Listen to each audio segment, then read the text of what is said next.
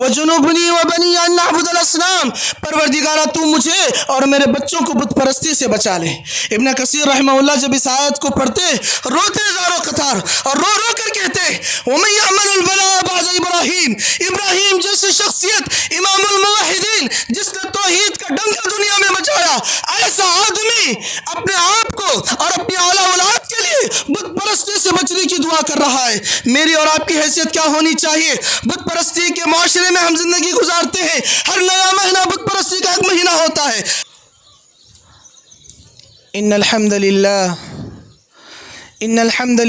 نحمده ونستعینه ونستغفره ونؤمن به ونتوکل علیہ ونعوذ باللہ من شرور انفسنا ومن سیئات اعمالنا، من يهده الله فلا مضل له ومن يضلله فلا هادي له، أشهد أن لا إله إلا الله وحده لا شريك له، وأشهد أن محمدًا عبده ورسوله، أما بعد فإن خير الحديث كتاب الله، وخير الهدي هدي محمد صلى الله عليه وسلم، وشر الأمور محدثاتها، وكل محدثة بدعة، وكل بدعة ضلالة، وكل ضلالة في النار۔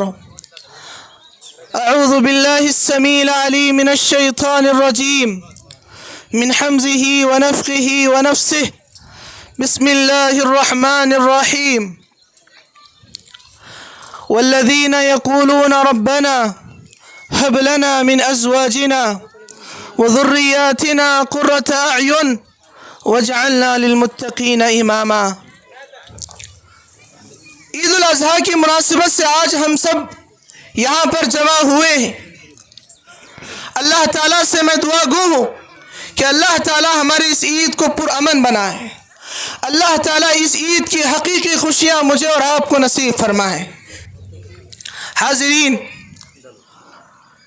خطبہ مسنونہ کے بعد میں نے آپ لوگوں کے سامنے سورہ فرقان کی ایک آیت پڑھی۔ سورہ فرقان کے آخری رکوع میں اللہ رب العزت نے عباد الرحمن کی صفات کو بتایا ہے، اور بتایا ہے کہ عباد الرحمن، رحمان کے بندے اللہ کے کچھ چنندہ صفات کے حامل ہوتے ہیں۔ جو رحمان کے بندے ہوتے ہیں ان کے اندر اللہ تعالیٰ نے ان کے اندر نمایاں صفات بیان کیے۔ ان صفات میں سے ایک صفت یہ ہے الذین یقولون ربنا هب لنا من ازواجنا، وہ لوگ اللہ سے دعا کرتے ہیں کہ پروردگارہ تو ہمیں ایسی بیویاں عطا کر اور ایسی اولاد عطا کر جنہیں دیکھتے ہی ہمیں خوشی محسوس ہو، جنہیں دیکھنے کے بعد ہماری آنکھوں کو ٹھنڈک محسوس ہو۔ قرۃ اعین وجعلنا للمتقین اماما، اور میرے گھر کے سارے افراد کو تو امام متقی بنا، اور ایک فرد ذمہ دار ہونے کے ناطے، گھر کا ذمہ دار ہونے کے ناطے میں ان متقیوں کا امام بن جاؤں۔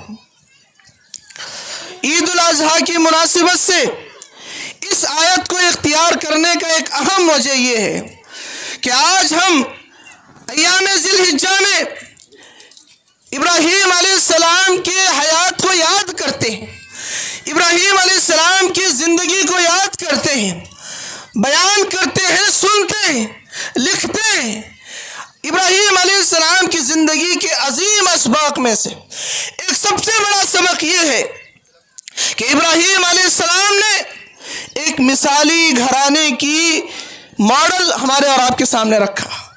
ایک مومن مثالی گھرانہ ہوتا کیسا ہے، اس کی تشکیل کیسے کی جاتی ہے، ابراہیم علیہ السلام کی زندگی سے ہمیں معلوم ہوتا ہے۔ دیکھیں، ابراہیم علیہ السلام کی زندگی ایک فرد کی زندگی نہیں ہے، ایک فرد کی کہانی نہیں ہے، ایک بندے کی داستان نہیں ہے، بلکہ ایک خاندان کی داستان ہے، ایک پورے فیملی کے ممبروں کی کہانی ہے، جس کا ہر فرد اللہ کی خوشی کے لیے، اللہ کی رضا حاصل کرنے کے لیے، ہر قسم کے ایثار، ہر قسم کی قربانی کے لیے ہمیشہ تیار رہتا ہے۔ آج مجھے اور آپ کو ضرورت ہے اس بات کی کہ آج اس عید الاضحیٰ کے میدان سے ہم اس بات کا عہد کرتے ہوئے چلیں کہ اپنی زندگی میں ابراہیم علیہ السلام کے اس سبق کو نمونہ بناتے ہوئے اپنے گھرانے کو ایک مثالی مومن گھرانہ ہم بنائیں گے۔ ایک مثالی مومن گھرانہ کیسا ہوتا ہے، چلیے آج میں مختصر انداز سے آپ کو بتاتا چلوں۔ اللہ سے دعا ہے اللہ تعالیٰ مجھے اور آپ کو کہنے سے زیادہ اور سننے سے زیادہ عمل کی توفیق عطا کرے۔ حاضرین، ابراہیم علیہ السلام کی شخصیت جب ہم دیکھتے ہیں تو ایک مثالی شوہر اور ایک مثالی باپ کے انداز میں ہمیں نظر آتی ہے۔ ایک شوہر کیسے ہونا چاہیے ابراہیم علیہ السلام کی زندگی سے ہمیں معلوم پڑتا ہے۔ ایک باپ کو ہونا کیسے چاہیے ابراہیم علیہ السلام کی زندگی سے ہمیں اسوہ ملتا ہے۔ دیکھیے شریعت نے ہمیں بتایا کہ شوہر ہوتے ہوئے ضرورت ہے تمہیں کہ اپنی بیویوں کے حقوق کو ادا کرو، اللہ کا تقوی اختیار کرو، ان کے حقوق ادا کرتے ہوئے اللہ سے ڈرو، اللہ کا نام لے کر تم نے انہیں حلال کیا ہے۔ اللہ تعالیٰ نے کہا امساکم بمعروف او تسریح باحسان، اگر اپنی بیوی کے ساتھ ازدواجی زندگی گزارنا ہے تو پورے معرفت کے ساتھ، پورے اچھے انداز کے ساتھ گزارو، اور اگر زندگی نہیں بن رہی ہے، بیچ میں طلاق کی نوبت آ رہی ہے، خلا کی نوبت آ رہی ہے، فسخ کی نوبت آ رہی ہے، تو چھوڑنا ہے تسریح باحسان، احسان کرتے ہوئے چھوڑو۔ رکھنا ہے تو معروف طریقے سے، چھوڑنا ہے تو احسان کرتے ہوئے۔ شریعت نے شوہر کو یہ تعلیم دی۔ اللہ کے رسول صلی اللہ علیہ وسلم کی زندگی میں ہم دیکھتے ہیں، اللہ کے رسول فرماتے، اللہ کے رسول سے پوچھا گیا اے اللہ کے رسول، لوگوں میں سب سے زیادہ محبوب آپ کے نزدیک کون ہے؟ اللہ کے رسول کہتے ہیں میری بیوی میرے لیے سب سے زیادہ محبوب ہے، میری بیوی میرے لیے سب سے زیادہ محبوب ہے۔ اللہ کے رسول سے پوچھا گیا اللہ کے رسول اما عائشہ کی نسبت آپ سے کیسے ہے؟ اللہ کے رسول فرماتے ہیں میرے لیے اما عائشہ کی نسبت ایسے ہی ہے جیسے سارے کھانوں میں سرید کی نسبت ہوتی ہے۔ جس طرح سرید سارے کھانوں میں سب سے بہترین کھانا مانا جاتا ہے، میرے نزدیک اما عائشہ رضی اللہ عنہا کی نسبت ایسی ہی ہے کہ عورتوں میں سب سے بہترین عورت ہے۔ اللہ کے رسول صلی اللہ علیہ وسلم نے ایک مثالی شوہر ہوتے ہوئے عورت کے جذبات کا لحاظ کرنے کا بھی ہمیں سکھایا کہ عورت کے جذبات کا خیال رکھو، اسے محبت دو، اس کے جذبات کو ٹھیس نہ پہنچاؤ، اسے تکلیف نہ دو۔ یہاں تک کہ کہا جاتا ہے اللہ کے رسول صلی اللہ علیہ وسلم ایک مرتبہ سفر میں تھے، صحابہ اکرام سے کہتے ہیں چلو تم لوگ سامنے چلو، میں اور میری بیوی ہی رہتے ہیں۔ سارے صحابہ جب چلے جاتے ہیں، دور ہو جاتے ہیں، اما عائشہ رضی اللہ عنہا سے کہتے ہیں چلو میں اور تم آج دوڑ کا مسابقہ کرتے ہیں، رننگ ریس کرتے ہیں۔ اما عائشہ رضی اللہ عنہا پہلی مرتبہ کامیاب ہو جاتی ہیں، اللہ کے رسول سے زیادہ آگے نکل جاتی ہیں، خوش ہو جاتی ہیں اللہ کے رسول آج میں آپ سے کامیاب ہو گئی۔ دوسری مرتبہ سفر کا موقع آتا ہے، اما عائشہ اللہ کے رسول صلی اللہ علیہ وسلم کے ساتھ ہیں، اللہ کے رسول دوبارہ مسابقہ کراتے ہیں۔ اس وقت اللہ کے رسول آگے آ جاتے ہیں، خوش ہوتے ہوئے، مسکراتے ہوئے اما عائشہ سے کہتے ہیں ذالک بتلک المسبقہ، اے عائشہ اس سے پہلے تو نے مجھے ہرایا تھا، آج میں نے تجھے ہرا دیا، اب اسکور دونوں کا برابر ہے۔ شوہر ہوتے ہوئے اپنی بیوی کے جذبات کا خیال رکھیں، یہ ابراہیمی حیات کا سب سے بڑا سبق ہمیں ملتا ہے۔ نبی اکرم صلی اللہ علیہ وسلم نے عملی طور پر اسے بتایا۔ ایک مرتبہ اللہ کے رسول صلی اللہ علیہ وسلم اما عائشہ کو دیکھتے ہیں کہ ایک پیالے سے پانی پی رہی ہے، اما عائشہ سے کہتے ہیں عائشہ مجھے بھی پیاس لگی ہے۔ اما عائشہ وہ پیالہ ان کی طرف بڑھا دیتی ہیں، اللہ کے رسول دوبارہ پوچھتے ہیں اے عائشہ بتاؤ تم نے کہاں سے پیا ہے، میں بھی وہیں سے پیوں گا۔ میرے بھائیوں یہ بتاتے ہوئے ہمیں شرمانا نہیں چاہیے، یہ سنتیں ہیں، ان سنتوں کو سنت سمجھ کر کرو، یقیناً آپ ثواب کے مستحق بنیں گے، آپ کی زندگیوں میں خوشیاں آئیں گی، گھریلو ٹینشن ختم ہوں گے، آپ کے اندر جو پریشانیاں ہیں، جو ٹینشنز ہیں گھر سے دور ہو جائیں گے، میاں بیوی سے پورا خاندان بنتا ہے۔ اسی طرح ایک مثالی عورت، ایک مثالی بیوی کیسے ہوتی ہے، ہاجرہ علیہ السلام کی زندگی سے ہمیں معلوم ہوتا ہے۔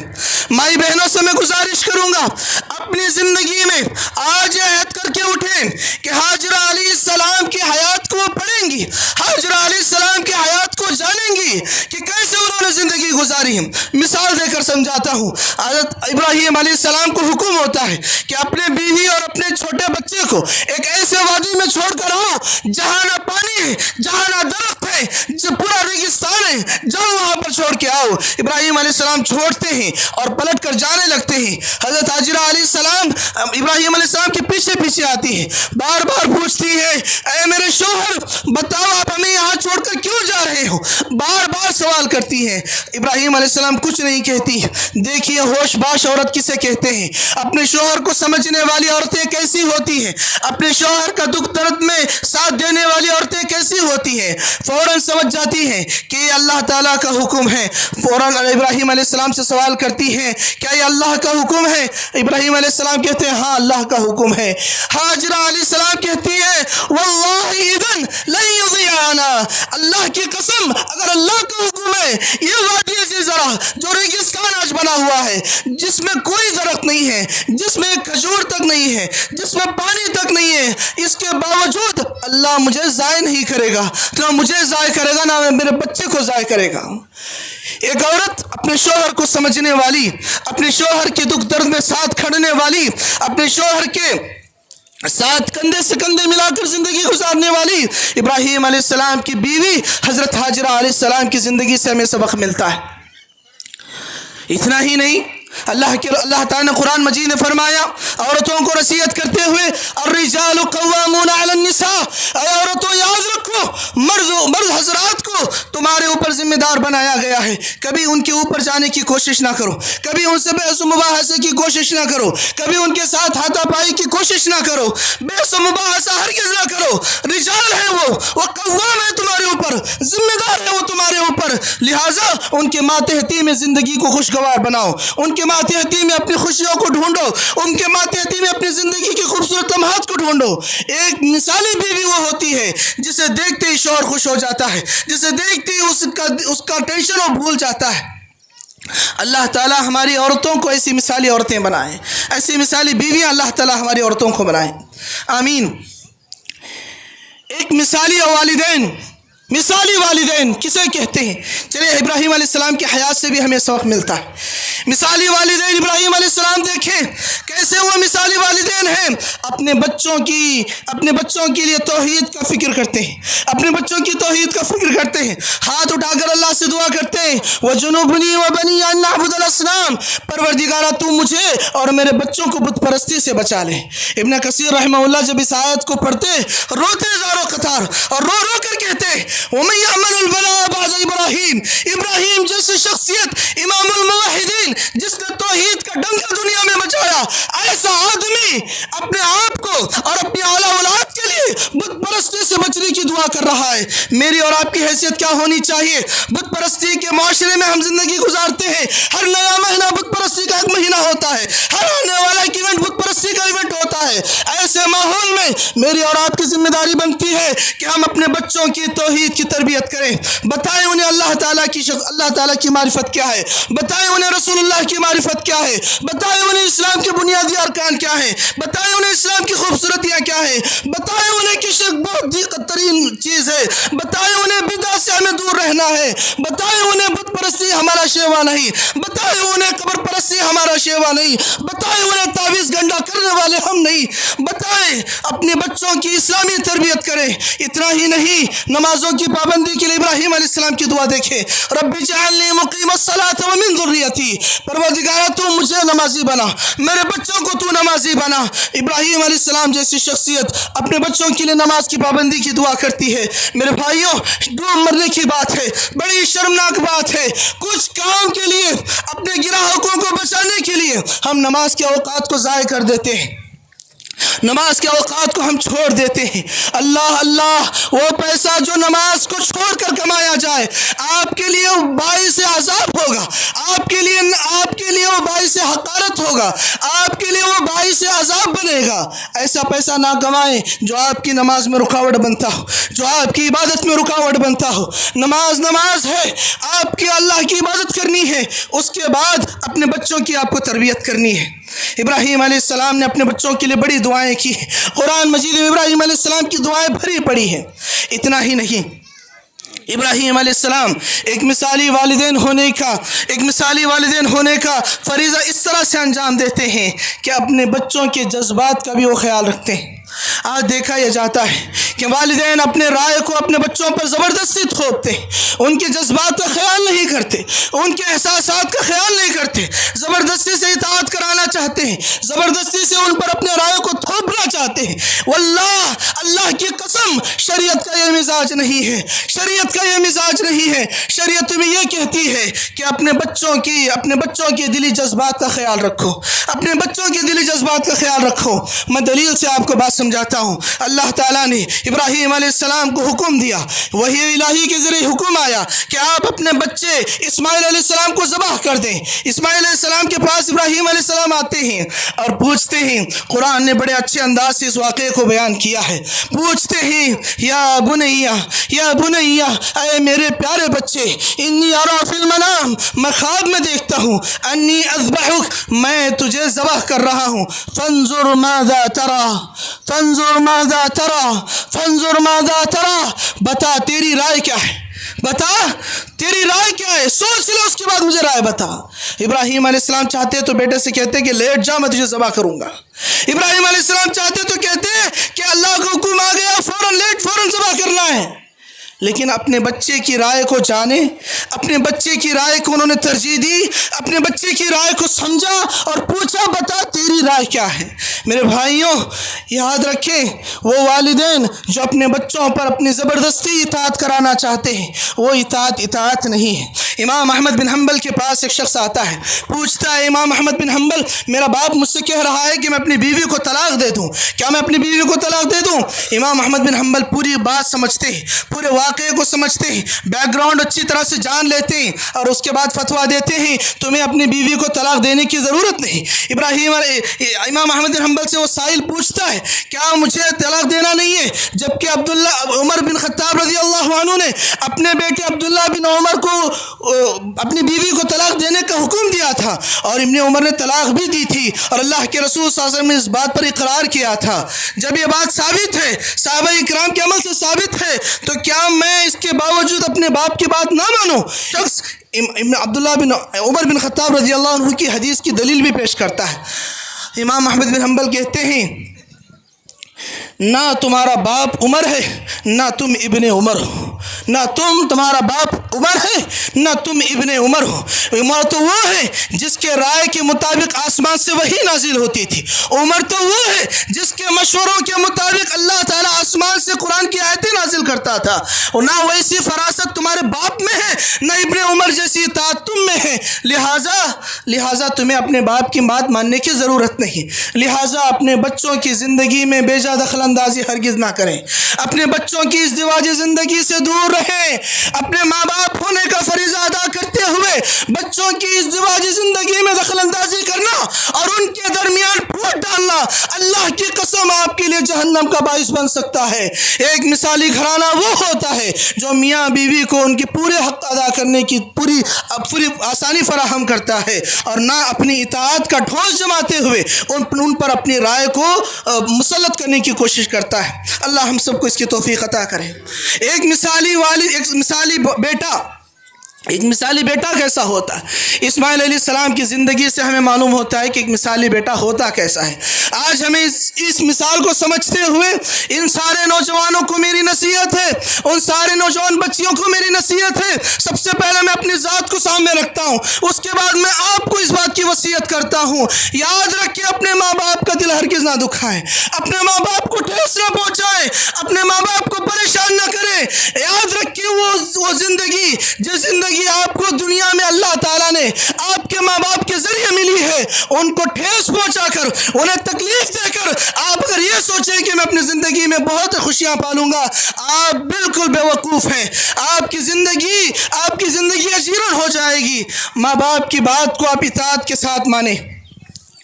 ماں باپ کی فرما برداری کریں، ماں باپ کی اطاعت کریں، اور اس بات کو یاد رکھ لیں کہ اللہ کا قانون ہے من رضا ربی فی رضا الوالدین وسخط ربی فی سخط الوالدین، کہ اللہ کی خوشنودی ماں باپ کی خوشنودی میں ہے، اللہ کی ناراضگی ماں باپ کی ناراضگی میں ہے۔ میرے حال بتانے کی باتیں بہت ساری ہیں، میں نے 4 رشتے آپ کے سامنے رکھے ہیں۔ ایک مثالی شوہر کیسا ہوتا ہے، ایک مثالی باپ کیسا ہوتا ہے، ایک مثالی بیٹا کیسا ہوتا ہے، ایک مثالی بیوی کیسی ہوتی ہے۔ ہم میں سے ہر فرد ان چاروں میں سے کئی شعبوں میں اپنے آپ کو پاتا ہوگا، یا تو وہ شوہر ہوگا، یا تو وہ بیٹا ہوگا، یا تو وہ شوہر بیٹا دونوں ایک ساتھ ہوگا، یا تو وہ والد ہوگا، یا تو وہ عورت بیوی ہوگی۔ بہرحال زندگی کے کسی مرحلے میں ہوں، ابراہیم علیہ السلام کی ان باتوں سے آنے والے اسباق کو سمجھتے ہوئے اپنی زندگی میں سدھار پیدا کریں۔ میرے بھائیوں، ایک آخری نصیحت آپ کے لیے یہ بھی ہے کہ اپنی فیملی کے لیے، اپنے گھرانے کے لیے وقت نکالیں۔ آپ کے پاس وقت ہوتا ہے دوستوں کے ساتھ پھرنے کے لیے، آپ کے پاس وقت ہوتا ہے باہر گھومنے کے لیے، اپنی فیملی کے لیے وقت نکالیں۔ وقت ایسا نہیں کہ آپ ٹی وی ان کے ساتھ دیکھ رہے ہیں، وقت ایسا نہیں کہ آپ ان کے ساتھ فلم بینی کر رہے ہیں۔ وقت نکالیں توحید کے لیے، وقت نکالیں دعوت و تبلیغ کے لیے، وقت نکالیں ان کو دین کی باتیں سمجھانے کے لیے، وقت نکالیں ان کو سلف کی زندگیاں بتانے کے لیے، وقت نکالیں نبی کی زندگی بتانے کے لیے۔ آپ اپنی بیوی اور اپنے بچوں کے ساتھ ایسا وقت گزاریں جو دینی مزاج سے بھرا ہوا ہو، جو دینی فکرہ اپنے اندر رکھتا ہو۔ ہمیں اور آپ کو چاہیے کہ ایسا وقت ہم روزانہ اپنی فیملی کے ساتھ گزاریں۔ اللہ مجھے اور آپ کو اس کی توفیق عطا کرے۔ میرے بھائیوں، کچھ مسائل میں آپ کو بتا کر اپنی بات کو میں ختم کروں گا۔ پہلا مسئلہ یہ کہ عید قربان کا موسم ہے، عید قربان کا وقت شروع ہوا چاہتا ہے۔ آپ نماز عید کی خطبے کے بعد سے قربانی شروع ہو جائے گی، 13 ذی الحجہ تک قربانی ہوتی ہوگی۔ 13 ذی الحجہ کے عصر کی سورج ڈوبنے تک دن اور رات کسی بھی وقت قربانی کی جا سکتی ہے، لیکن یاد رکھیں قربانی کرتے ہوئے پاکی صفائی کا خیال رکھیں۔ اسلام پاکی صفائی کا دین ہے۔ اسلام اس بات کا اعلان کرتا ہے الطہور شطر الایمان، پاکی صفائی آدھا ایمان ہے۔ آپ کی کسی بھی عمل سے کسی پڑوسی کو تکلیف نہ ہو، کسی غیر مسلم کو تکلیف نہ ہو، کسی آپ کے جان پہچان والے کو تکلیف نہ ہو۔